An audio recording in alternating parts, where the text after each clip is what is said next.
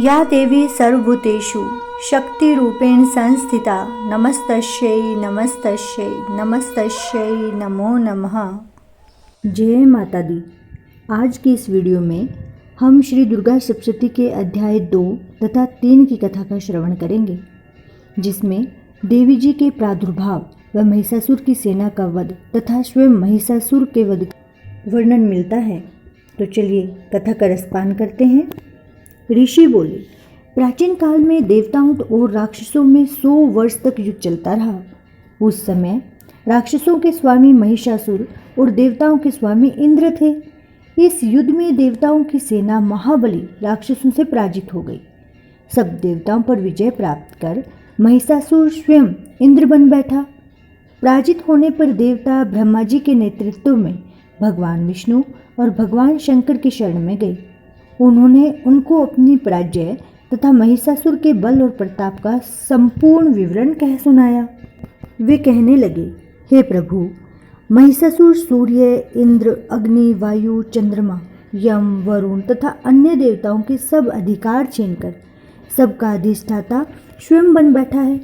उसने समस्त देवताओं को स्वर्ग से निकाल दिया है। वह मनुष्यों की तरह पृथ्वी पर विचर रहे हैं। दैत्यों की सारी करतूत हमने आपको सुना दी है और आपकी शरण में इसलिए आए हैं कि आप उनके वध का कोई उपाय सोचें। देवताओं की बातें सुनकर भगवान श्री विष्णु और शंकर जी को दैत्यों पर बड़ा गुस्सा आया। उनकी भौहें तन गई और आंखें लाल हो गई। गुस्से में भरे हुए भगवान विष्णु के मुख से बड़ा भारी तेज निकला। उसी प्रकार का तेज भगवान शंकर, ब्रह्मा और इंद्र आदि दूसरे देवताओं के मुख से भी प्रकट हुआ। फिर वह सारा तेज एक में मिल गया और तेज का पुंज ऐसे दिखता था जैसे कि जाज्वल्यमान पर्वत हो। देवताओं ने देखा कि उस पर्वत की ज्वाला चारों ओर फैली हुई है और देवताओं के शरीर से प्रकट हुए तेज की किसी अन्य तेज से तुलना नहीं हो सकती थी। एक स्थान पर इकट्ठा होने पर वह तेज एक देवी के रूप में परिवर्तित हो गया और अपने प्रकाश से तीनों लोकों में व्याप्त जान पड़ा। वह भगवान शंकर का तेज था, जिससे देवी का मुख प्रकट हुआ। यमराज के तेज से उनके सिर के बाल बने। भगवान श्री विष्णु के तेज से उनकी भुजाएं बनी। चंद्रमा के तेज से दोनों सतन तथा इंद्र के तेज से जंघा और पिंडली तथा पृथ्वी के तेज से नितंब भाग बना। ब्रह्मा के तेज से दोनों चरण और सूर्य के तेज से उनकी अंगुलियां पैदा हुई और वसुओं के तेज से हाथों की अंगुलियां एवं कुबेर के तेज से नासिका बनी। प्रजापति के तेज से उनके दांत और अग्नि के तेज से उनके नेत्र बने। संध्या के तेज से उनकी भौहें और वायु के तेज से उनके कान प्रकट हुए थे। इस प्रकार उस देवी का प्रादुर्भाव हुआ। महिषासुर से पराजित देवता उस देवी को देखकर अत्यंत प्रसन्न हुए। भगवान शंकर ने अपने त्रिशूल में से एक त्रिशूल निकालकर उस देवी को दिया। भगवान विष्णु ने अपने चक्र में से एक चक्र निकालकर उस देवी को दिया। वरुण ने देवी को शंख भेंट किया। अग्नि ने इसे शक्ति दी। वायु ने उसे धनुष और बाण दिए। सहस्र नेत्रों वाले श्री देवराज इंद्र ने उसे अपने वज्र से उत्पन्न करके वज्र दिया और ऐरावत हाथी का एक घंटा उतारकर देवी को भेंट किया। यमराज ने उसे कालदंड में से एक दंड दिया। वरुण ने उसे पाश दिया। प्रजापति ने स्फटिक की माला दी। ब्रह्मा जी ने उसे कमंडलू दिया। सूर्य ने देवी के समस्त रोमों में अपनी कई किरणों का तेज भर दिया। काल ने उसे चमकती हुई ढाल और तलवार दी तथा उज्जवल हार और दिव्य वस्त्र भी भेंट किए और इनके साथ ही उसने दिव्य चूड़ामणि भी दी। 2 कुंडल, कंकण, उज्जवल अर्धचंद्र, बाहों के लिए बाजूबंद, चरणों के लिए नुपुर, गले के लिए सुंदर हंसली और अंगुलियों के लिए रत्नों की बनी हुई अंगूठियां उसे दी। विश्वकर्मा ने उनको फरसा दिया और उनके साथ ही कई प्रकार के अस्त्र और अभेद्य कवच भी दिए और इसके अतिरिक्त उसने उसे कभी न कुम्हलाने वाले सुंदर कमलों की मालाएं भेंट की। समुद्र ने सुंदर कमल का फूल भेंट किया। हिमालय ने सवारी के लिए सिंह और तरह तरह के रत्न देवी को भेंट किए।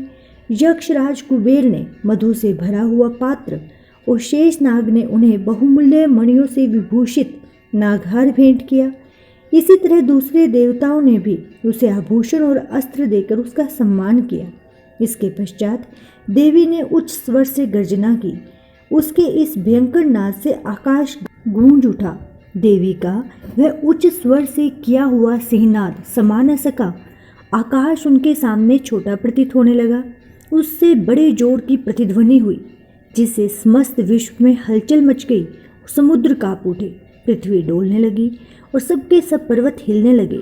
देवता ने उस समय प्रसन्न हो सिंह वाहिनी जगतमयी देवी से कहा, हे देवी, तुम्हारी जय हो। इसके साथ महर्षियों ने भक्ति भाव से विनम्र होकर उनकी स्तुति की। संपूर्ण त्रिलोकी को शोक मग्न देखकर दैत्यगण अपनी सेनाओं को साथ लेकर और हथियार आदि सजाकर उठ खड़े हुए। महिषासुर के क्रोध की कोई सीमा नहीं थी। उसने क्रोध में भरकर कहा, यह सब क्या उत्पात है। फिर वह अपनी सेना के साथ उस ओर दौड़ा जिस ओर से भयंकर नाद का शब्द सुनाई दिया था, और आगे पहुंचकर उसने देवी को देखा, जो कि अपनी प्रभा से तीनों लोकों को प्रकाशित कर रही थी। उसके चरणों के भार से पृथ्वी दबी जा रही थी। माथे के मुकुट से आकाश में एक रेखा सी बनी हुई थी और उसके धनुष की टंकोर से सब लोग क्षुब्ध हो रहे थे। देवी अपने सहस्त्रों भुजाओं को संपूर्ण दिशाओं में फैलाए खड़ी थी। इसके पश्चात उनका दैत्यों के साथ युद्ध छिड़ गया और कई प्रकार के अस्त्र शस्त्रों से सबकी सब दिशाएं उद्भाषित होने लगी। महिषासुर की सेना का सेनापति चिक्षुर नामक एक महान असुर था। वह आगे बढ़कर देवी के साथ युद्ध करने लगा और दूसरे दैत्यों की चतुरंगिनी सेना साथ लेकर चामड़ भी लड़ने लगा और 60,000 महारथियों को साथ लेकर उदग्र नामक महादैत्य आकर युद्ध करने लगा और महाहनु नामक असुर 1 करोड़ रथियों को साथ लेकर, असिलोमा नामक असुर 5 करोड़ सैनिकों को साथ लेकर युद्ध करने लगा। वाशकल नामक असुर 60 लाख असुरों के साथ युद्ध में आ डटा। विडाल नामक असुर 1 करोड़ रथियों सहित लड़ने को तैयार था। इन सब के अतिरिक्त और भी हजारों असुर हाथी और घोड़ा साथ लेकर लड़ने लगे और इन सब के पश्चात महिषासुर करोड़ों रथों, हाथियों और घोड़ों सहित वहां आकर देवी के साथ लड़ने लगा। सभी असुर तोमर, बिंदीपाल, शक्ति, मूषल, खड़गों, फरसों, पट्टियों के साथ रणभूमि में देवी के साथ युद्ध करने लगे। कई शक्तियां फेंकने लगे और कोई अन्य शस्त्र आदि। इसके पश्चात सब दैत्य अपनी अपनी तलवारें हाथों में लेकर देवी की ओर दौड़े और उसे मार डालने का उद्योग करने लगे। मगर देवी ने क्रोध में भरकर खेल ही खेल में उनके सब अस्त्र शस्त्रों को काट दिया। इसके पश्चात ऋषियों और देवताओं ने देवी की स्तुति आरंभ कर दी। वह प्रसन्न होकर असुरों के शरीरों पर अस्त्र शस्त्रों की वर्षा करती रही। देवी का वाहन भी क्रोध में भरकर दैत्य सेना में इस प्रकार विचरने लगा जैसे कि वन में दावानल फैल रहा हो। युद्ध करती हुई देवी ने क्रोध में भर जितने श्वासों को छोड़ा, वे तुरंत ही सैकड़ों हजारों गणों के रूप में परिवर्तित हो गई। फरसे, भिंदीपाल, खड़ग तथा पट्टी सिट्टी आदि अस्त्रों के साथ दैत्यों से युद्ध करने लगे। देवी की शक्ति से बड़े हुए वे गण दैत्यों का नाश करते हुए ढोल, शंख और मृदंग आदि बजा रहे थे। तदंतर देवी ने त्रिशूल, गदा, शक्ति, खड़ग इत्यादि से सहस्रों असुरों को मार डाला। कितनों को घंटे की भयंकर आवाज से ही यमलोक पहुंचा दिया। कितने ही असुरों को उसने पास में बांधकर पृथ्वी पर धर घसीटा। कितनों को अपनी तलवार से टुकड़े टुकड़े कर दिए और कितनों को गदा की चोट से धरती पर सुला दिया। कई दैत्य मूसल की मार से घायल होकर रक्त वमन करने लगे और कई सूल से छाती फट जाने के कारण पृथ्वी पर लेट गए। कितनों की बाण वर्षा से कमर टूट गई। देवताओं को पीड़ा देने वाले दैत्य कट कट कर मरने लगे। कितनों की बाहें अलग हो गई, कितनों की ग्रीवाएं कट गई, कितनों के सिर कटकर दूर भूमि पर लुढ़क गए, कितनों के शरीर बीच में से कट गए और कितनों की जंघाएं कट गई और वे पृथ्वी पर गिर पड़े। कितने ही सिरों व पैरों के कटने पर भी भूमि पर से उठ खड़े हुए और शस्त्र हाथ में लेकर देवी से लड़ने लगे। कई दैत्यगण भूमि में बाजों की ध्वनि के साथ नाच रहे थे। कई असुर जिनके सिर कट चुके थे बिना सिर के धड़ से ही हाथ में शस्त्र लिए हुए लड़ रहे थे। दैत्य रह रह कर ठहरो ठहरो कहते हुए देवी को युद्ध के लिए ललकार रहे थे। जहाँ पर यह घोर संग्राम हो रहा था वहाँ की भूमि रथ, हाथी, घोड़े और असुरों की लाशों से भर गई थी और असुर सेना के बीच में रक्तपात होने के कारण रुधिर की नदियाँ बह रही थी। और इसी तरह देवी ने असुरों की विशाल सेना को क्षण भर में इस तरह से नष्ट कर डाला जैसे तृण काष्ठ के बड़े समूह को अग्नि नष्ट कर डालती है और देवी का सिंह भी गर्दन के बालों को हिलाता हुआ और बड़ा शब्द करता हुआ असुरों के शरीरों से मानो उनके प्राणों को ढूंढ रहा था। वहां देवी के गणों ने जब दैत्यों के साथ युद्ध किया तो देवताओं ने प्रसन्न होकर आकाश से उन पर पुष्प वर्षा की। इसके साथ ही दूसरा अध्याय संपूर्ण होता है। तीसरा अध्याय, सेनापतियों सहित महिषासुर का वध। महर्षि मेधा ने कहा, महिषासुर की सेना नष्ट होती देखकर उस सेना का सेनापति चिक्षुर क्रोध में भरकर देवी के साथ युद्ध करने के लिए आगे बढ़ा। वह देवी पर इस प्रकार बाणों की वर्षा करने लगा मानो सुमेरु पर्वत पानी की धारा बरसा रहा हो। इस प्रकार देवी ने अपने बाणों से उसके बाणों को काट डाला तथा उसके घोड़ों व सारथी को मार दिया। साथ ही उसके धनुष और उसकी अत्यंत ऊंची ध्वजा को भी काटकर नीचे गिरा दिया। उसका धनुष कट जाने के पश्चात उसके शरीर के अंगों को भी अपने बाणों से बींध दिया। धनुष, घोड़ों और सारथी के नष्ट हो जाने पर वह असुर ढाल और तलवार लेकर देवी की तरफ आया। उसने अपनी तीक्ष्ण धार वाली तलवार से देवी के सिंह के मस्तक पर प्रहार किया और बड़े वेग से देवी की बाएं भुजा पर वार किया, किंतु देवी की बाएं भुजा को छूते ही उस दैत्य की तलवार टूटकर 2 टुकड़े हो गई।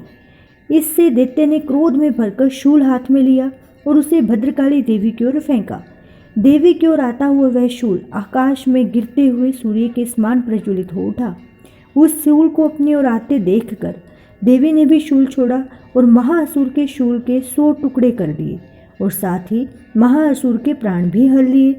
चिक्षुर के मरने पर देवताओं को दुख देने वाला चाम्र नामक दैत्य हाथी पर सवार होकर देवी से लड़ने के लिए आया और उसके आने के साथ ही शक्ति से प्रहार किया, किंतु देवी ने अपने हुंकार से इसे तोड़कर पृथ्वी पर डाल दिया।